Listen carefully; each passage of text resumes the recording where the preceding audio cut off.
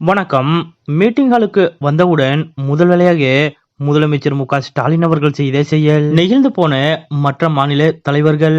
அப்படி முதலமைச்சர் மு.க. ஸ்டாலின் அவர்கள் மீட்டிங் ஹாலுக்கு வந்தவுடன் என்ன செய்தார் என்பது பற்றிய முழு விவரத்தோட இப்ப நம்ம பார்க்கலாம். நாடாளுமன்ற தொகுதி மறுவரையறைக்கு எதிராக திமுக தலைவரும் முதலமைச்சருமான மு.க. ஸ்டாலின் அவர்கள் தலைமையில் இன்றைய தினம் கூட்டு நடவடிக்கை குழு கூட்டம் சென்னையில் நடைபெற்றது. இன்று காலை 10 மணிக்கு தொடங்கிய கூட்டம் பிற்பகல் 2 மணி வரை நடைபெற்றது. நாடு முழுவதும் மிகவும் உன்னிப்பாக கவனிக்கப்பட்ட இந்த கூட்டு நடவடிக்கை குழு பெரிய அளவில் கவனம் பெற்றது. குறிப்பாக இன்றைய தினம் தொகுதி மறுசீரமைப்பு விவகாரம் தொடர்பான இந்த கூட்டத்தில் பவன் கல்யாண் அவர்களது கட்சியும் பங்கேற்றது. கூட்டு நடவடிக்கை குழு ஆலோசனை கூட்டத்தில் பாஜக கூட்டணியில் உள்ள பவன் கல்யாணின் ஜனசேனா கட்சியும் பங்கேற்றது அரசியலில் முக்கியத்துவம் வாய்ந்ததாக பார்க்கப்படுகிறது. அதேபோல் தொகுதி மறுவரையறை தொடர்பான இந்த கூட்டு நடவடிக்கை குழு ஆலோசனை கூட்டத்தில் 3 மாநிலங்களின் முதலமைச்சர்களும் கலந்து கொண்டனர். அதன்படி கேரள முதலமைச்சர் பினராயி விஜயன், தெலுங்கானா முதலமைச்சர் ரேவந்த் ரெட்டி, பஞ்சாப் முதலமைச்சர் பகவந்த் சிங் மான் ஆகியோர் இன்றைய தினம் இந்த ஆலோசனை கூட்டத்தில் பங்கேற்றனர். மேலும் பல்வேறு மாநிலங்களின்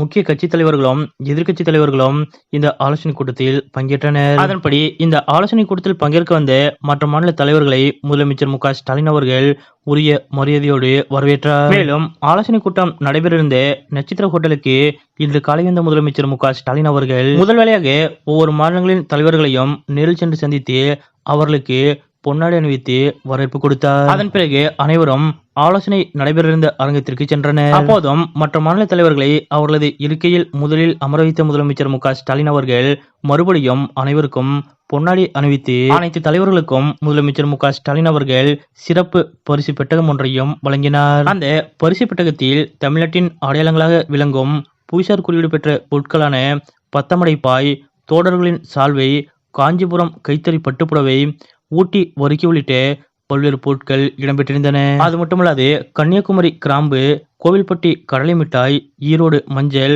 கொடைக்கானல் பூண்டு உள்ளிட்ட பரிசு பொருட்களும் அதில் இடம்பெற்றிருந்தன.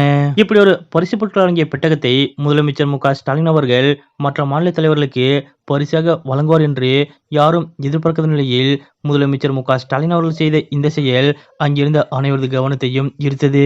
இதனைத் தொடர்ந்து முதலமைச்சர் மு.க. ஸ்டாலின் அவர்கள் தலைமையில் நடைபெற்ற இந்த ஆலோசனை கூட்டத்தில் தொகுதி மறுசீரமைப்பை 25 ஆண்டுகளுக்கு ஒத்திவைக்க வேண்டும் என்று தீர்மானம் நிறைவேற்றப்பட்டது. மேலும் தொகுதி மறுசீரமைப்பு தொடர்பான அடுத்த கட்ட கூட்டம் தெலுங்கானா மாநிலம் ஹைதராபாத்தில் நடைபெறும் என்றும் முதலமைச்சர் மு.க. ஸ்டாலின் அவர்கள் தெரிவித்தார். மத்திய பாஜக அரசுக்கு எதிராக இன்றைய தினம் முதலமைச்சர் மு.க. ஸ்டாலின் அவர்கள் தலைமையில் சென்னையில் நடைபெற்ற இந்த ஆலோசனை கூட்டம் இந்திய அளவில் அனைத்து மாநிலங்களையும் திரும்பி பார்க்க வைத்துள்ளது என்பது குறிப்பிடத்தக்கது. இன்றைய தினம் முதலமைச்சர் மு.க. ஸ்டாலின் அவர்கள் தலைமையில் நடைபெற்ற ஆலோசனை கூட்டத்தில் பங்கேற்க வந்த மற்ற மாநில தலைவர்களுக்கு தமிழ்நாட்டின் அடையாளங்களாக விளங்கும் புவிசார் குறியீடு பெற்ற பொருட்கள் அடங்கிய பெட்டகத்தை பரிசாக வழங்கியுள்ள இந்த நிகழ்வு பற்றிய உங்களுடைய கருத்துக்கள் என்ன அப்படிங்கிறத மறக்காம கமெண்ட்ல குறிப்பிடுங்க.